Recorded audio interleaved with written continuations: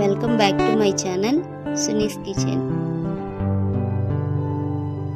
Like చేయండి, share చేయండి, subscribe అవ్వండి. హాయ్ అండి, ఈవినింగ్ స్నాక్స్ కోసం అండి ఒక చిన్న కప్పుతో శనగపిండితో చేశానండి. టేస్ట్ అయితే చాలా బాగున్నాయి. మనం బయట తెచ్చుకునే పాపడ్ అంటారు కదా, అలాగనే ఉంటాయి. టేస్ట్ అయితే చాలా బాగుంది. మనం ఇంట్లో ఈజీగా ఎలా ప్రిపేర్ చేసుకోవాలో చూపిస్తాను. సింపుల్గా కూడా ఉంటాయి, మన చిన్నపిల్లలతో కూడా చేయించవచ్చు. వాళ్ళకి సరదాగా ఉంటుంది ఇలా వాళ్ళతో చేస్తూ ఉంటే పిల్లలకు కూడా. చూడండి, నేను ఒక బౌల్ తీసుకున్నాను. ఒక బౌల్ తీసుకొని ఒక పావు స్పూన్ అంతా వాము వేసుకున్నానండి.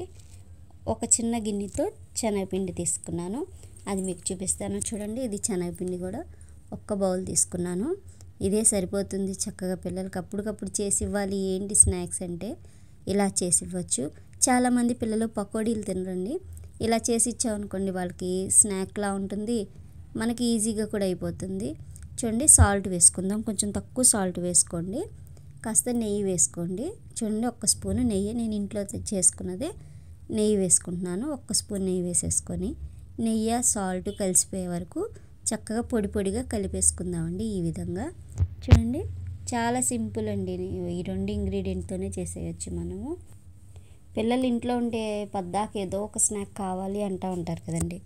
ఇదైతే టేస్టీగా కూడా ఉంటుంది, పిల్లలు కొత్త రకం స్నాక్ తిన్నట్టు ఉంటుంది. కాస్త పసుపు వేసుకుందాం అండి, కొంచెం కలర్ఫుల్గా ఉండడం కోసం. మనం ఫుడ్ కలర్ వేయచ్చు, కానీ పసుపు వేసుకుంటే కొంచెం హెల్దీయే కదండి. ఈ విధంగా వేసేసుకొని దీంట్లో కావాలంటే కాస్త నువ్వులు కూడా వేసుకోవచ్చు. కొంచెం వాటర్ వేసుకుంటూ కొద్ది కొద్దిగా మనం చపాతీ పిండి ఎలా కలుపుకుంటాం ఆ విధంగా ఇలా కలిపేసుకోవడమే. ఇక చపాతీ పిండి కలిపి పక్కన పెడతాం కదండి, అలాగా పెట్టకుండా వెంటనే చేసేసుకోవచ్చు. ఇలాగా చపాతీ పీట మీద ఇలా రుద్దేసేయడమేనండి. మీకు ఇంకా అంటుకుంటుంది, చేతికి కర్రకి అంటుకుంటుంది అంటే కాస్త ఆయిల్ ఇలాగా అప్లై చేసుకుంటూ నిదానంగా, అసలు లావుగా లేకుండా పల్సగా ఇలా రుద్దేయడమేనండి. ఈజీగా అయిపోతుంది. ఇది శనగపిండి కదండి, చక్కగా అయిపోతుంది. ఇక చాకు తీసుకొని ఇక ఈ విధంగా కట్ చేసేసుకోవడమేనండి. మనకి ఏ విధంగా కావాలి, బారుగా కావాలా, స్క్వేర్గా కావాలన్నట్టు ఇలా కట్ చేసేసుకోవడమే. చూడండి, నేను ఇలాగ డైమండ్స్ లాగా కొన్ని అలా కట్ చేశాను. మనకి చిన్న బౌల్ తోటి చక్కగా 2 సార్లు వేయించుకుని అన్నీ వచ్చినాయండి.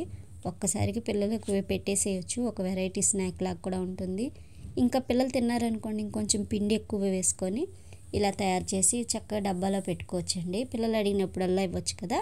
చూడండి, ఇంకా ఆయిల్ పెట్టేసుకున్నాను నేను ఆల్రెడీ. కాస్త వేడెక్కింది, లో ఫ్లేమ్లోనే వేయించుకోవాలండి. చూడండి, అస్సలు పైకి లాగా రాకుండా ఉన్నప్పుడు వేసేసేయడమే. వేడి మన చేతికి తగిలేలా ఉంటే సరిపోతుంది. ఇక ఇలా వేసేసుకుందామండి. ఒక్కొక్కటిగా అన్నీ వేసేసుకొని కదపకుండా అలా ఒక్క నిమిషం వదిలేసిన తర్వాత నూనెలో వేయగానే కలపకుండా అలా ఒక 2 నిమిషాలు వదిలేసామనుకోండి, అవి ఒకటికి ఒకటి అంటుకోకుండా పైకి వచ్చేస్తాయి. ఒక్క 2 నిమిషాల్లో వేగిపోతాయండి. చూడండి, ఈ విధంగా వేసేసుకుందాము. ఇలా ఇంకా మనకి చేతికి రావట్లేదు అంటే చాకుతో ఇలా అంటే వచ్చేస్తాయి, చూసారా ఈ విధంగా. ఇంక ఇలా ఈజీగా వచ్చేసినాయి కదండి. ఇక ఇవి తీసేసి అన్నీ అందులో వేసేయచ్చు.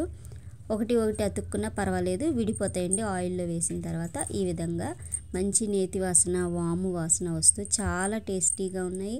స్మెల్ అయితే చాలా బాగుందండి వేగేటప్పుడు.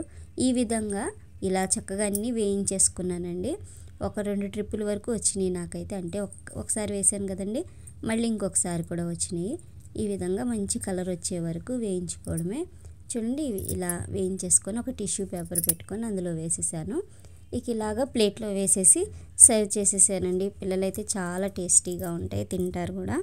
సాయంత్రం పూట మనకి పెద్దవాళ్ళకి టీ టైంలో కూడా చాలా టేస్టీగా ఉంటాయండి. ఈజీగా కూడా చేసుకోవచ్చు. ఒక 5 నిమిషాలు మనం టైం తీసుకున్నామంటే చాలా టేస్టీ అయిన స్నాక్ రెడీ అయిపోతుంది. చూడండి, చాలా సింపుల్గా ఉంది కదా. Thank you for watching my video.